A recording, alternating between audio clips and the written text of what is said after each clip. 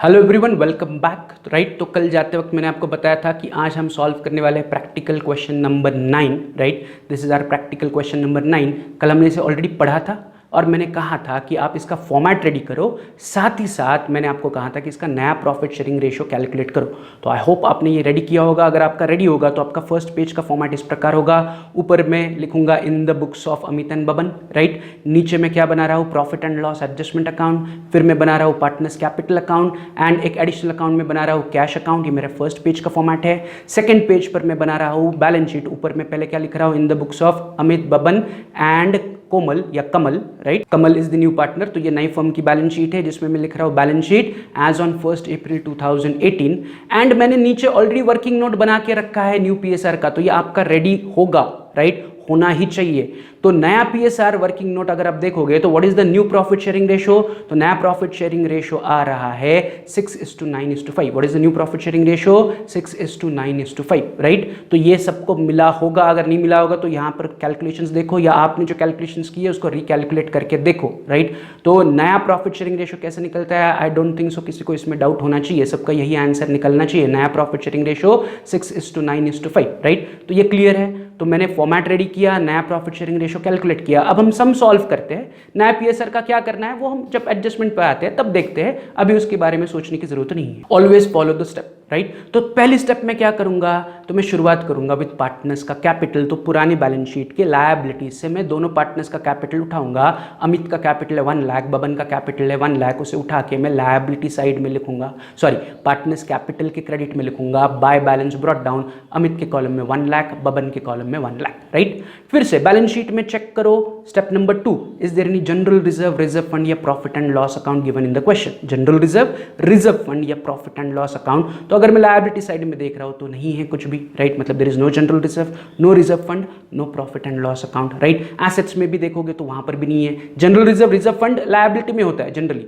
Profit and loss account दोनों में से कोई भी एक साइड पे हो सकता है, इसलिए एसेट में भी चेक किया करो कि प्रॉफिट एंड लॉस अकाउंट है या नहीं। तो एसेट्स में मैं देख रहा हूं तो वहां पर भी प्रॉफिट एंड लॉस अकाउंट नहीं है। राइट, ये क्लियर है। तो there is no general reserve, no reserve fund, no P and L account. तो यहां पर हमारी स्टेप 2 कंप्लीट हुई नहीं है, तो हम कुछ नहीं करेंगे, आगे बढ़ते हैं। स्टेप 3 पर चलते हैं। एसेट्स में जो कैश दी है 1,10,000 उसको उठाओ, कैश अकाउंट के डेबिट में लिखो to balance brought down 1,10,000। This is our step number 3। मैं हर एक समय यही 3 स्टेप्स फॉलो कर रहा हूं। Is it clear? चलते आगे स्टेप 4। स्टेप 4 में मैं क्या करूंगा, एक एक करके एडजस्टमेंट सॉल्व करूंगा, starting with the first adjustment. तो फर्स्ट एडजस्टमेंट वो कह रहे हैं Kamal shall have 1/4 share in future profit. तो ये एडजस्टमेंट नहीं, ये इन्फॉर्मेशन है कि कमल को फ्यूचर प्रॉफिट में 1/4 शेयर मिलेगा। तो जिसे आपने यूज किया एंड न्यू पीएसआर निकाल लिया तो इसका काम हो गया। ये इन्फॉर्मेशन है ना, पैसे आने की इन्फॉर्मेशन, ना पैसे जाने की इन्फॉर्मेशन, ना एसेट्स बढ़ाने की या घटाने की इन्फॉर्मेशन है, ना लायबिलिटी बढ़ाने या घटाने की इन्फॉर्मेशन है। तो इट इज जस्ट इन्फॉर्मेशन, छोड़ दो। दूसरे एडजस्टमेंट में चलो। They agreed to admit Kamal as a partner on 1 April on the following terms. तो वो कह रहे कि ऑन द फॉलोइंग टर्म्स, मतलब 3rd, 4th, 5th, 6th adjustment के हिसाब से हमने कमल को एडमिट किया। तो वैसे सेकंड एडजस्टमेंट का कोई मतलब नहीं बनता, इग्नोर करो। थर्ड एडजस्टमेंट पे चलो।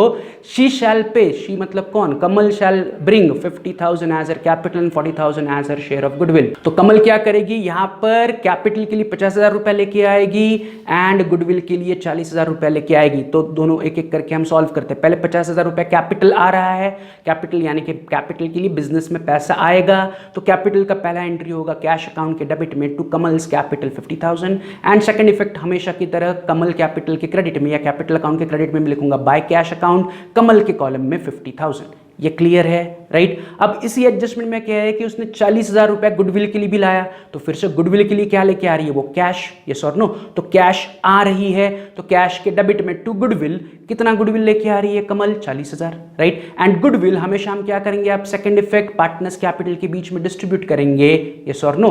तो सेकंड इफेक्ट में दे रहा हूं पार्टनर्स कैपिटल के क्रेडिट में by goodwill account, but goodwill जब हम पार्टनर्स को डिस्ट्रीब्यूट करेंगे तो सैक्रिफाइस रेशियो में, यस और नो। तो यहां पर कल वाला लॉजिक या कल मैंने जो बताया था कि ओल्ड रेशो है, नया रेशो आपने कैलकुलेट किया है, बट उन्होंने क्वेश्चन में नहीं दिया नया रेशो। अगर आप सैक्रिफाइस रेशो कैलकुलेट करोगे तो आपका सैक्रिफाइस रेशो ओल्ड रेशो के बराबर ही होगा। If you want to try, आप वो ट्राई करके देख सकते हो, आपके पास नया रेशो है ऑलरेडी। तो new ratio and old ratio को कंपेयर करके आप सैक्रिफाइस रेशो निकाल सकते हो। Sacrifice ratio is equal to old ratio minus new ratio. Again आपका सैक्रिफाइस रेशो ओल्ड रेशो के बराबर ही आएगा, जो कि है 2:3। राइट। तो अगर आप सैक्रिफाइस रेशो कैलकुलेट भी करोगे तो वो ओल्ड रेशो के बराबर ही आएगा 2:3, क्योंकि क्वेश्चन में उन्होंने आपको नया रेशो नहीं बताया था, हमने नया रेशो कैलकुलेट किया है, तो सैक्रिफाइस रेशो भी आपका 2:3 ही आएगा। Is it clear? तो ये याद रखो कि क्वेश्चन में उन्होंने अगर नया रेशो नहीं दिया है तो ओल्ड रेशो ही हमेशा सैक्रिफाइस रेशो बनेगा। तो मैं सिंपली क्या करूंगा, सैक्रिफाइस रेशो यानी कि ओल्ड रेशो यानी कि 2:3 में दोनों पार्टनर्स के बीच में गुडविल डिस्ट्रीब्यूट करूंगा। तो अमित को गुडविल का हिस्सा मिलेगा 16,000 एंड बबन को मिलेगा 24,000। क्लियर है? तो गुडविल का डबल इफेक्ट हो गया।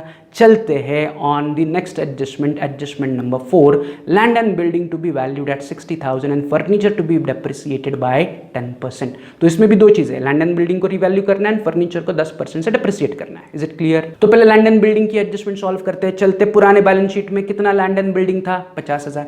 अब वो एडजस्टमेंट में क्या कह रहे हैं, 50,000 की वैल्यू कितनी करनी है, 60,000। तो 50 की लैंड एंड बिल्डिंग पहले थी, अब उसे 60 पर लेके जाओ, नथिंग बट आपको लैंड एंड बिल्डिंग को अप्रिसिएट करना है बाय 10,000, राइट। 50 की लैंड एंड बिल्डिंग को 60,000 पे लेके जाना है, मतलब बिल्डिंग को आपको 10,000 से अप्रिसिएट करना है, राइट। तो इसका मेरा एंट्री क्या होगा, पहले तो मैं क्या करूंगा, पुराने बैलेंस शीट से बिल्डिंग उठाऊंगा, नए बैलेंस शीट में लिखूंगा बिल्डिंग इनर कॉलम में 50,000, राइट, या land and building inner column में 50,000। नेक्स्ट लाइन पर लिखूंगा कितने से अप्रिसिएट करना है, 10,000। तो नेक्स्ट लाइन पर लिखूंगा प्लस अप्रिसिएटेड 10,000 या प्लस अप्रिसिएशन 10,000, तो टोटल बिल्डिंग बाहर बची 60,000। ये क्लियर है? अब बिल्डिंग अप्रिसिएट हो रही है, मतलब आपके लिए फायदा है या नुकसान है? आंसर इज ये आपका फायदा है। तो फायदा में लिखूंगा रिवैल्यूएशन यानी कि प्रॉफिट एंड लॉस एडजस्टमेंट के क्रेडिट में बाय बिल्डिंग 10,000। सिंपल, क्लियर है, राइट। आगे बढ़ते हैं। इसी एडजस्टमेंट में कहा है फर्नीचर को डेप्रिसिएट करो, तो सिंपल है, चेक करो पुराने बैलेंस शीट में फर्नीचर कितना था, 4,000। उठाओ, नए बैलेंस शीट में लिखो furniture inner column 4,000, right. Next line पर लिखो माइनस डेप्रिसिएशन 10%, 4,000 का 10% बना 400, तो 4,000 माइनस 400, बाहर फर्नीचर बचा 3,600। फर्नीचर डेप्रिसिएट हो रहा है, furniture is my asset, asset कम हो रहा है मतलब मेरे लिए नुकसान है, तो वो जाएगा रिवैल्यूएशन के डेबिट में टू फर्नीचर 400, राइट। तो ये हमारा एडजस्टमेंट नंबर 4 था, जिसमें मैंने लैंड एंड बिल्डिंग को अप्रिसिएट किया, फर्नीचर को डेप्रिसिएट किया। अप्रिसिएशन चला गया रिवैल्यूएशन के क्रेडिट में, डेप्रिसिएशन चला गया रिवैल्यूएशन के डेबिट में। फायदा होगा तो रिवैल्यूएशन क्रेडिट, नुकसान होगा तो रिवैल्यूएशन डेबिट। बिल्डिंग अप्रिसिएट की फायदा हुआ, रिवैल्यूएशन क्रेडिट।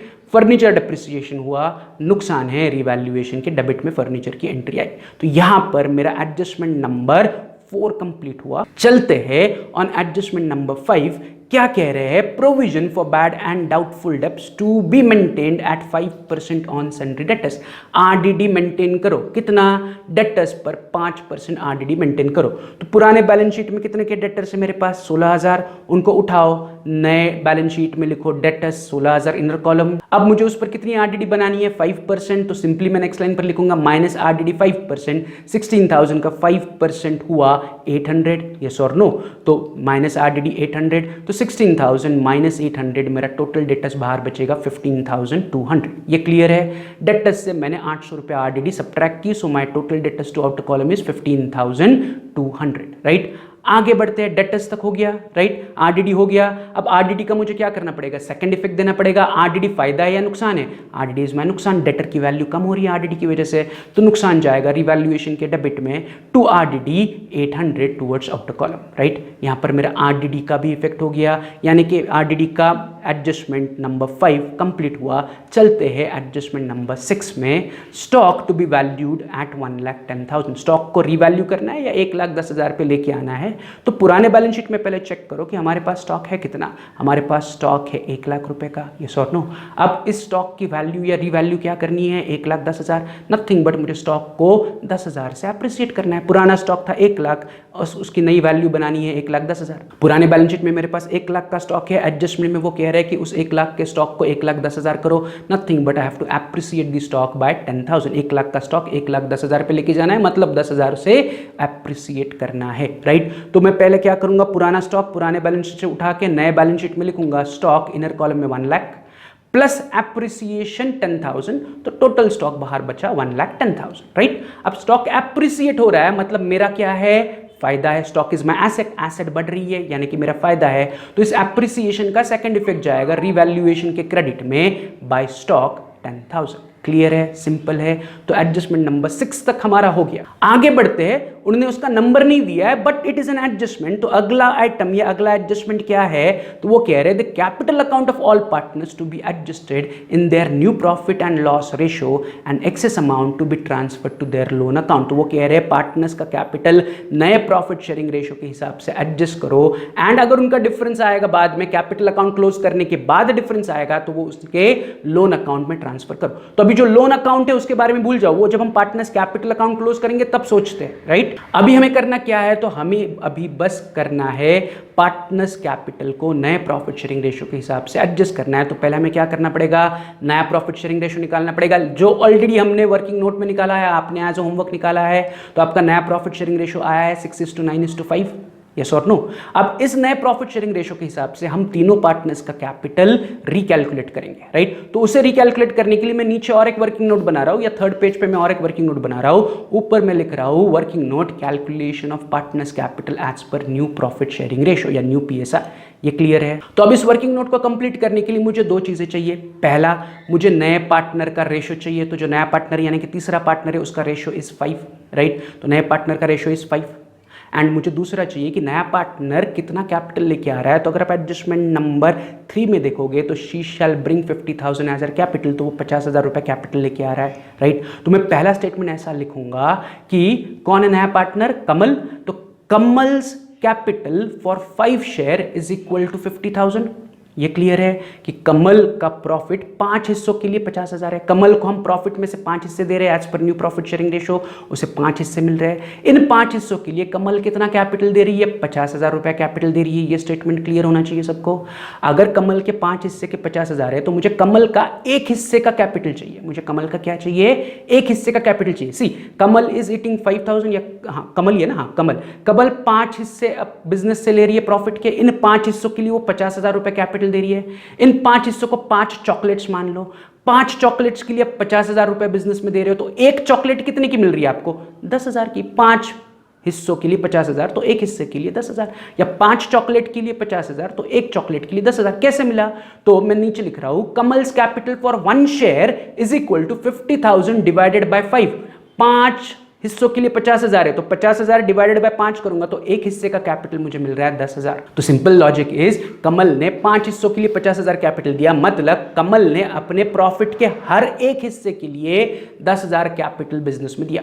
अगर एक हिस्से का कैपिटल कमल का 10,000 है तो उसे बेस लेके 10,000 कमल के कैपिटल को बेस लेके मैं क्या कर रहा हूं, अमित का कैपिटल कैलकुलेट कर रहा हूं। तो Amit capital for 9 share, Amit को 6 हिस्से मिल रहे हैं बिजनेस के प्रॉफिट में से, तो Amit capital for 6 share is equal to 10,000 into 6। Amit को बिजनेस के प्रॉफिट में से हम 6 हिस्से दे रहे हैं, नया प्रॉफिट शेयरिंग रेशियो 6:9:5। तो अमित इज द पहला पार्टनर, अमित का रेशियो इज 6।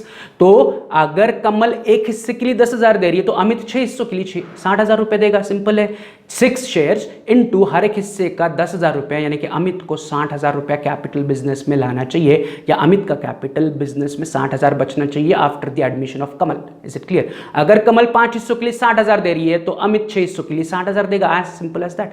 5 हिस्सों के 5,000, 6 हिस्सों के 60,000, as simple as that. And same way में तीसरा partner Baban's share of capital, या बबन्स कैपिटल फॉर, बबन का हिस्सा कितना है, 9 शेयर, तो Baban's capital for 9 share is equal to 10,000 into 9, है कि नहीं। एक हिस्से का 10,000 तो 9 हिस्से का 90,000। सो बबन कैपिटल शुड बी 90,000। तो अगर मैं इन तीनों का कैपिटल एक लाइन में लिखूंगा तो partners capital as per new profit sharing ratio, Amit's capital became 60,000, Baban capital became 90,000 and Kamal capital 50,000 है ही, राइट। तो कमल का कैपिटल 50 है 5 हिस्सों के लिए, इसलिए अमित का 6 हिस्सों के लिए 60,000 है एंड बबन का 9 हिस्सों के लिए 9,000 है। 5 के लिए 50, 6 के लिए 60, 9 के लिए 90। As simple as that. Is it clear? तो मुझे कैपिटल मिला एज पर नया प्रॉफिट शेयरिंग रेशियो। तो मैं पहला काम क्या करूंगा, इस कैपिटल को उठाऊंगा लायबिलिटीज में, जो मेरी नई बैलेंस शीट है उसके लायबिलिटी में लिखूंगा partners capital Amit, Baban and Kamal. Amount, Amit के सामने मैं अमाउंट लिखूंगा, अमित का कैपिटल नया रेशियो के हिसाब से कितना बन रहा है 60,000, बबन का कैपिटल 90,000 एंड कमल का कैपिटल 50,000, राइट। तो ये जो वैल्यूज मिली थी मुझे वर्किंग नोट में, बस वो मैंने पार्टनर्स कैपिटल में कॉपी की, राइट, या लायबिलिटीज में अंडर पार्टनर्स कैपिटल कॉपी की। ये मेरा पहला इफेक्ट हुआ। अब इसका दूसरा इफेक्ट, मैं पार्टनर्स कैपिटल अकाउंट में आऊंगा। पार्टनर्स कैपिटल अकाउंट के डेबिट में मैं लिखूंगा to balance carried down, right. Amit के कॉलम में 60,000, बबन के कॉलम में 90,000 एंड कमल के कॉलम में 50,000, राइट। तो जो मुझे वर्किंग नोट में नया प्रॉफिट या नया प्रॉफिट शेयरिंग रेशो के हिसाब से जो कैपिटल मिला उसे हम नया कैपिटल कहते हैं। तो उसका पहला इफेक्ट मैंने बैलेंस शीट में लायबिलिटी में लिखा कि this is my final amount of capital, and उसका मैंने सेकंड इफेक्ट पार्टनर्स कैपिटल के डेबिट में लिखा है to balance carried down 60, 90 and 50,000। Is it clear? तो ये मेरा एडजस्टमेंट या जो लास्ट इंफॉर्मेशन थी उसके हिसाब से मैंने नया कैपिटल निकाला, उसका डबल इफेक्ट दे दिया। अब जब हम पार्टनर्स कैपिटल क्लोज करेंगे तो इसका आगे वाला हिस्सा कि जो पार्टनर्स कैपिटल का डिफरेंस आएगा वो हमें लोन अकाउंट में ट्रांसफर करना है। अभी उसका कुछ नहीं करना है पार्टनर्स कैपिटल क्लोज करने के बाद, बट पार्टनर्स कैपिटल क्लोज करने से पहले I have to close my revaluation account. तो मैं रीवैल्यूएशन अकाउंट में आ रहा हूँ, रीवैल्यूएशन अकाउंट को बैलेंस कर रहा हूँ। तो रीवैल्यूएशन के क्रेडिट में 2 एंट्रीज है, डेबिट में 2 एंट्री है। क्रेडिट ज्यादा है, डेबिट छोटा है, तो मैं रीवैल्यूएशन प्रॉफिट आ रहा है 18,800, राइट। सबको रीवैल्यूएशन प्रॉफिट 18,800 मिलना चाहिए। इस 18,800 को मैं क्या करूंगा, अमित एंड बबन के बीच में उनके पुराने रेशो में यानी कि 2:3 में डिस्ट्रीब्यूट करूंगा। तो अमित को मिलेगा 7,520, बबन को मिलेगा 11,280। इमीडिएटली मैं इन प्रॉफिट को उठाऊंगा एंड पार्टनर्स कैपिटल के क्रेडिट में एंट्री करूंगा बाय रीवैल्यूएशन प्रॉफिट। अमित के कॉलम में 7,520, बबन के कॉलम में 11,280।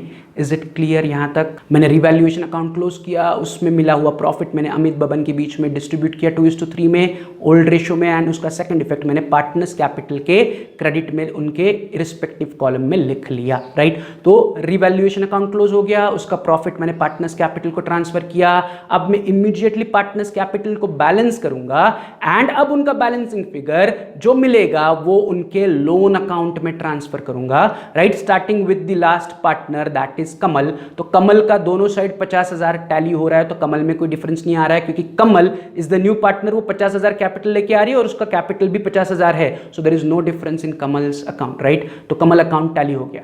बट अगर मैं बबन अकाउंट देखूंगा तो बबन अकाउंट के क्रेडिट में 3 एंट्रीज है, उसका टोटल है 1,35,280 एंड डेबिट में एक ही एंट्री है, उसका टोटल है 90,000। ये क्लियर है? तो मैं बबन को अगर बैलेंस करता हूं तो क्रेडिट बड़ा है, तो मैं पहले टोटल में क्रेडिट का टोटल यानी कि 1,35,280 दोनों तरफ लिख रहा हूं, क्रेडिट में भी डेबिट में भी, राइट। एंड मैं अब डिफरेंस कैलकुलेट करूंगा तो बबन का डिफरेंस आ रहा है 45,280 on the debit side. Credit बड़ा है इसलिए बैलेंसिंग फिगर 45,280 में बबन के डेबिट साइड में लिख रहा हूं, राइट। सेम वे में अमित को बैलेंस करता हूं, अमित के क्रेडिट की टोटल 3 आइटम्स है तो 1,23,520 है एंड अमित के डेबिट में एक ही आइटम है 60,000, तो उसकी टोटल है 60,000।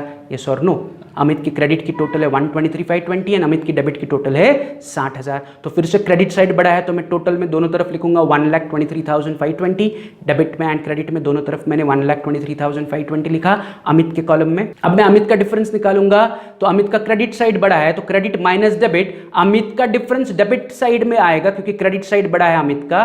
तो डेबिट कॉलम में अमित के कॉलम में डिफरेंस आ रहा है 63,520, राइट। तो मेरा अमित का बैलेंसिंग फिगर मिल रहा है 63,520, बबन का बैलेंसिंग फिगर मिल रहा है 45,280। अब ये मुझे कहाँ एडजस्ट करना है? तो उन्होंने आपको एडजस्टमेंट में कहा है कि it is to be adjusted to be transferred to partners loan account. तो मैं इन दोनों बैलेंसिंग फिगर के सामने लिख रहा हूँ टू पार्टनर्स लोन अकाउंट।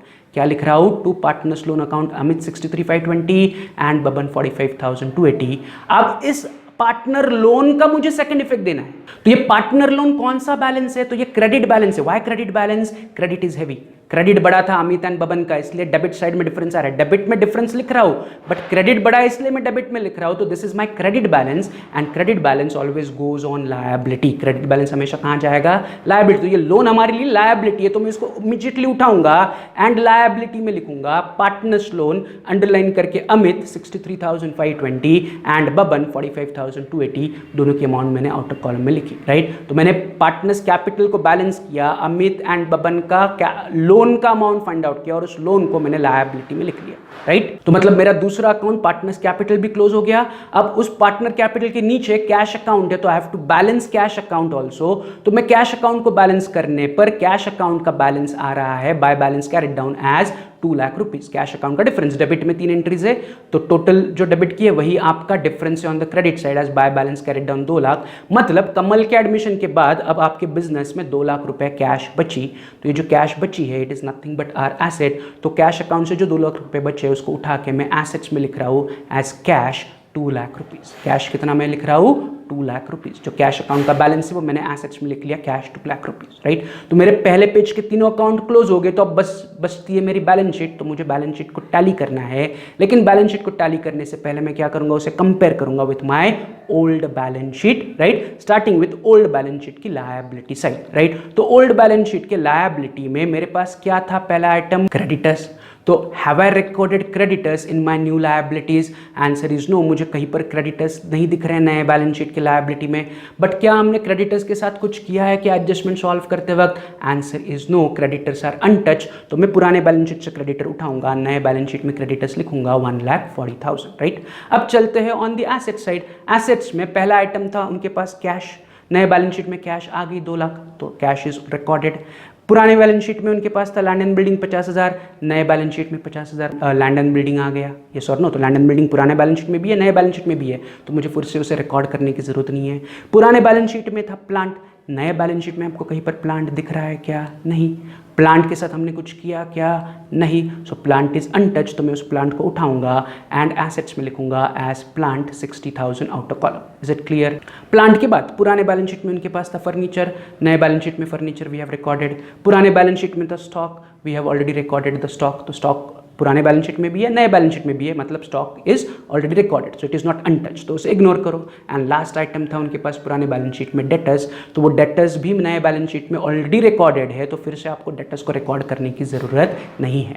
तो यहाँ पर मेरा पुराना बैलेंस शीट एंड नए बैलेंस शीट का कंपेरिजन भी कंप्लीट हुआ, राइट। एंड कंपेरिजन के बाद this is outcome of my balance sheet. अब फाइनली क्या होना चाहिए, my balance sheet should get tally. अब मेरा बैलेंस शीट क्या होना चाहिए, टैली होना चाहिए। तो अगर मैं बैलेंस शीट का टोटल कर रहा हूं तो एसेट्स का टोटल आ रहा है 4,48,800 एंड लायबिलिटीज का भी टोटल आ रहा है 4,48,800।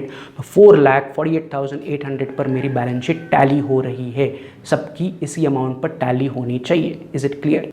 तो ये भी काफ़ी सिंपल क्वेश्चन था, इससे पहले हमने इस प्रकार का क्वेश्चन किया था, तो इसमें कुछ भी नया नहीं था। नया रेशो आपने ऑलरेडी कैलकुलेट किया, हमने नए रेशो के हिसाब से पार्टनर्स कैपिटल एडजस्ट किया, यही इसका इंपॉर्टेंट टेक अवे है, तो उसको फिर से एक बार रिवाइज करो, राइट। अब हम चलते हैं on our next sum, that is practical question number 10। अभी हमने प्रैक्टिकल क्वेश्चन 9 सॉल्व किया, next question is practical question number 10, right. इसे पढ़ते हैं, क्या दिया है, the following is the balance sheet of Om and Jay on 31st March 2018, they share profits and losses in the ratio of 3:2, right. ये उनकी balance sheet है ओम एंड जय की, और उनका पुराना रेशियो इज 3:2। लायबिलिटी साइड में देखोगे तो क्रेडिटर्स है, कैपिटल अकाउंट है ओम एंड जय का, एंड करंट अकाउंट है ओम एंड जय का। Is it clear? And assets में cash, building, machinery, furniture, stock, debtor. Liability में क्या नया है, तो यहाँ पर आपके पास कैपिटल अकाउंट के साथ साथ करंट अकाउंट भी है पार्टनर्स का, मतलब यहाँ पर हम फिक्स कैपिटल मेथड अप्लाई कर रहे हैं फॉर कैपिटल अकाउंटिंग। तो ये हमारे लिए नया पार्ट है, तो इसका क्या करना है देखते हैं। नीचे दे have taken Jagdish into partnership on 1st April 2018 on the following terms।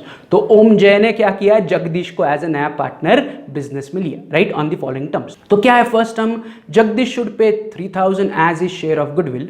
Jagdish क्या करेगा, 3,000 रुपया गुडविल के लिए पे करेगा।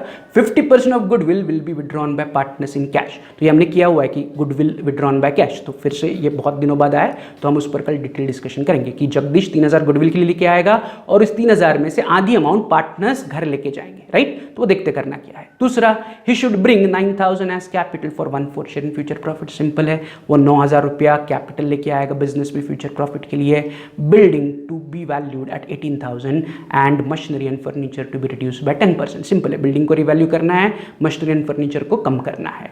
फिर लास्ट एडजस्टमेंट, चौथी एडजस्टमेंट, a provision for 5% on debtors to be made for doubtful debts. RDD बनाना है, तो ये भी काफ़ी सिंपल है। एंड पांचवी, stock to be taken at a value of 15,000। तो स्टॉक जो एसेट्स में 12,300 है उसको बढ़ा के 15,000 करना है। तो ये सारी एडजस्टमेंट सिंपल है। नया क्या है इसमें, तो नया ये है कि यहाँ पर पार्टनर्स कैपिटल के साथ साथ पार्टनर्स करंट अकाउंट भी है। तो आपको करना क्या है, तो उन्होंने देखो लास्ट लाइन पर कहा है आपको, prepare profit and loss account, partners current account and balance sheet. मतलब यहां पर सिंपल आपको काम करना है, पार्टनर्स कैपिटल अकाउंट नहीं बनाना है, डायरेक्टली क्या बनाना है, पार्टनर्स करंट अकाउंट बनाना है। क्या बनाना है आपको, पार्टनर्स करंट अकाउंट बनाना है, पार्टनर्स कैपिटल अकाउंट बनाने की जरूरत नहीं, because we are applying fix capital method. अगर आपको फाइनल अकाउंट्स याद होगा तो जब भी क्वेश्चन में पार्टनर्स कैपिटल पार्टनर्स करंट दोनों दिए जाते थे तो हम कैपिटल अकाउंट नहीं बनाते थे, कैपिटल को हम फिक्स रखते थे एंड बैलेंस शीट में एज इट इज रिकॉर्ड करते थे। तो यहां पर हम सिर्फ क्या बनाएंगे, पार्टनर्स करंट अकाउंट बनाएंगे, राइट। Is it clear? ये समझ रहे हो सब लोग, राइट। तो मेरा फॉर्मेट किस प्रकार बनेगा, तो मेरा फॉर्मेट इस प्रकार बनेगा। फर्स्ट पेज पे मैं लिखूंगा इन the books of Om and जय, राइट। पहला अकाउंट हम एज यूजुअल बना रहे profit and loss adjustment account. दूसरा मैं बना रहा हूं partners current account, but partners current में मैं नए पार्टनर का करंट अकाउंट नहीं बना रहा हूं, मैं सिर्फ पुराने पार्टनर्स का करंट अकाउंट बना रहा हूं। पर्टिकुलर्स ओम एंड जय, पर्टिकुलर्स ओम एंड जय। नया पार्टनर का करंट अकाउंट बनाने की जरूरत नहीं है, क्योंकि नया पार्टनर सिर्फ बिजनेस में कैपिटल लेके आ रहा है, वो डायरेक्टली हम बैलेंस शीट में रिकॉर्ड करेंगे। कैसे, सम सॉल्व करते वक्त देखते हैं। यहां तक क्लियर है? तो मैं यहां पर पार्टनर करंट अकाउंट बना रहा हूं, कैपिटल नहीं बना रहा हूं। एंड एज यूजुअल लास्ट तीसरा अकाउंट उन्होंने नहीं पूछा है, बट हम अपनी तरफ से बनाएंगे, that is cash account, right. तो तीसरा अकाउंट कैश है, ये फर्स्ट पेज का फॉर्मेट है। एंड सेकंड पेज पर मैं क्या बनाऊंगा, एज यूजुअल बैलेंस शीट उन्होंने पूछी है, आपको बनानी ही पड़ेगी। तो सेकंड पेज पर मैं लिख रहा हूं in the books of Om Jay Jagdish new firm balance sheet as on 1 April 2018 and balance sheet का फॉर्मेट, राइट। तो आपका होमवर्क इतना ही है कि इसका फॉर्मेट रेडी करके रखो एंड आगे और कुछ करने की जरूरत नहीं है। Is it clear? तो ये आज का होमवर्क है, इसका फॉर्मेट रेडी करके रखो। कल आने के बाद हम ये फटाफट सम सॉल्व करेंगे और फिर इमीडिएटली अगले सम पर चलेंगे। तो इसका फॉर्मेट रेडी करके रखो, ये आज का आपका होमवर्क है। प्लस अभी जो हमने सम सॉल्व किया था उसको रिवाइज करो, उससे पहले जो सम सॉल्व किया था उसे रिवाइज करो, उससे पहले जो सम सॉल्व किया था उसे भी रिवाइज करो। तो to keep on revising is your homework, right. हर बार मैं नहीं बताऊंगा, कीप ऑन रिवाइजिंग। जितना प्रैक्टिस करोगे अकाउंटिंग में स्कोर ऑटोमेटिकली बढ़ेगा, राइट। मैंने आपको बहुत बार रिपीट किया हुआ है, मैं फिर से आपको एक बार रिमाइंड कर रहा हूँ, राइट। चलो, तो आज का लेक्चर हम यहीं पर कंक्लूड करते हैं, मिलते हैं कल हम सॉल्व करेंगे आपका practical question number 10। The new point is कि यहाँ पर करंट अकाउंट है, तो थोड़ा सा अकाउंटिंग में हमें मॉडिफिकेशंस करना पड़ेगा, वो हम कल देखते हैं। चलो, तो see you tomorrow, have a good day, bye.